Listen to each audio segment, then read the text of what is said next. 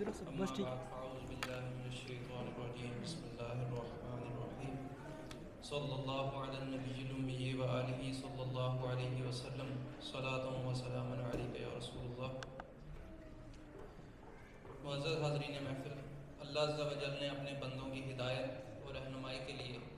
وقتاً فوقتاً اپنے مقدس انبیاء علیہ السلام کو مبعوث فرمایا اور سب سے آخر میں اس نے اپنے پیارے محبوب صلی اللہ علیہ وآلہ وسلم کو مبعوث فرمایا، جو عرب و عجم میں بے مثل اور اصل و حسب و نسب میں سب سے زیادہ پاکیزہ، عقل و فراست و دانائی اور بردباری میں فزوں تر، علم و بصیرت میں سب سے برتر، یقین محکم اور عزم راسخ میں سب سے قوی تر، رحم و کرم میں سب سے زیادہ رحیم و شفیق ہیں. اللہ عز و جل نے ان کے روح و جسم کو مصفہ اور عیب و نقص سے ان کو منزہ رکھا، ایسی حکمت و دانائی سے ان کو نوازا کہ جس نے اندھی آنکھوں، غافل دلوں اور بہرے کانوں کو کھول دیا. الغرض آپ صلی اللہ علیہ وآلہ وسلم کو ایسے فضائل و محاسن اور مناقب کے ساتھ مخصوص کیا جس کا احاطہ ممکن ہے. ان میں بعض اوصاف وہ ہیں کہ جن کی تصریح اللہ عز و جل نے اپنی کتاب قرآن مجید فرقان حمید میں فرما دی کہ آپ کو اپنی مخلوق میں علی وجہ الکمال جاہ و جلال کے ساتھ ظاہر فرمایا اور محاسن جمیلہ، اخلاق حمیدہ اور مناسب کریمہ فضائل حمیدہ سے ممتاز فرمایا. آپ کے مراتب عالیہ پر لوگوں کو خبردار کیا اور انہیں آپ کے اخلاق و آداب کی تعلیم دی اور بندوں کو ان پر اعتصام و التزام کے وجوب کی تلقین کی اور آپ صلی اللہ علیہ وسلم کی اطاعت اور فرما برداری کا حکم دیا. چنانچہ قرآن پاک میں ارشاد ہے، لقد کان فی رسول اللہ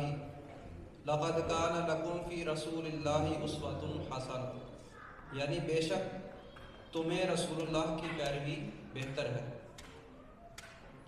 حضور پاک صلی اللہ علیہ وآلہ وسلم کے حسن معاشرت تمام کے تمام اوصاف کو بیان کرنا ہمارے لیے ممکن نہیں، لیکن حضور پاک صلی اللہ علیہ وسلم کے حسن معاشرت کے چند واقعات میں آپ کی گوش گزار کرنا چاہتا ہوں. حضور اقدس صلی اللہ علیہ وآلہ وسلم اپنی ازواج مطہرات رضی اللہ تعالیٰ عنہم، اپنے احباب، اپنے اصحاب رضی اللہ تعالیٰ عنہم، اپنے رشتہ داروں، اپنے پڑوسیوں، ہر ایک کے ساتھ اتنی خوش اخلاقی اور ملنساری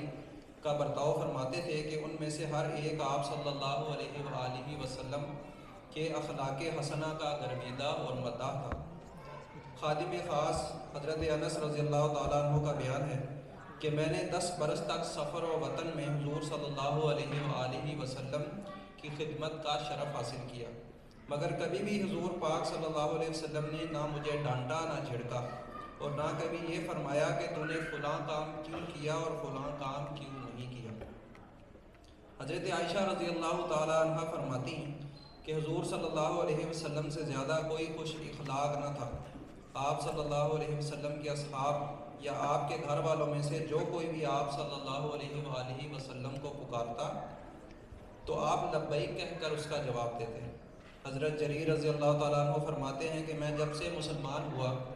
کبھی بھی حضور پاک صلی اللہ علیہ وسلم نے مجھے اپنے پاس آنے سے نہیں روکا اور جس وقت بھی مجھے دیکھتے تو مسکرا دیتے اور آپ صلی اللہ علیہ وسلم اپنے اصحاب رضی اللہ تعالیٰ عنہ سے خوش طبعی بھی فرماتے اور سب کے ساتھ مل جل کر رہتے اور ہر ایک سے گفتگو فرماتے اور صحابہ کرام رضی اللہ تعالیٰ عنہ کے بچوں سے بھی خوش طبعی فرماتے اور ان بچوں کو اپنی مقدس گود میں بٹھا لیتے اور آزاد، نیز، لونڈی، غلام اور مسکین سب کی دعوتیں قبول فرماتے تھے اور مدینے کے انتہائی حصہ میں رہنے والے مریضوں کی بیمار پرسی کے لیے تشریف لے جاتے اور عذر پیش کرنے والوں کے عذر قبول فرماتے تھے. حضرت انس رضی اللہ تعالیٰ عنہ راوی ہیں کہ اگر کوئی شخص حضور صلی اللہ علیہ وسلم کے کان میں کوئی سرگوشی کرتا تو آپ صلی اللہ علیہ وسلم اس وقت تک اپنا سر مبارک اس کے منہ سے الگ نہ فرماتے جب تک وہ کان میں کچھ کہتا رہتا اور آپ صلی اللہ علیہ وسلم اپنے اصحاب کی مجلس میں کبھی پاؤں پھیلا کر نہیں بیٹھتے تھے اور جو آپ صلی اللہ علیہ وسلم کے سامنے آتا آپ سلام کرنے میں پہل فرماتے اور ملاقاتیوں سے مصافحہ فرماتے، اور اکثر اوقات اپنے پاس آنے والے ملاقاتیوں کے لیے آپ صلی اللہ علیہ وسلم اپنی چادر مبارک بچھا دیتے اور اپنی مسند بھی پیش کر دیتے،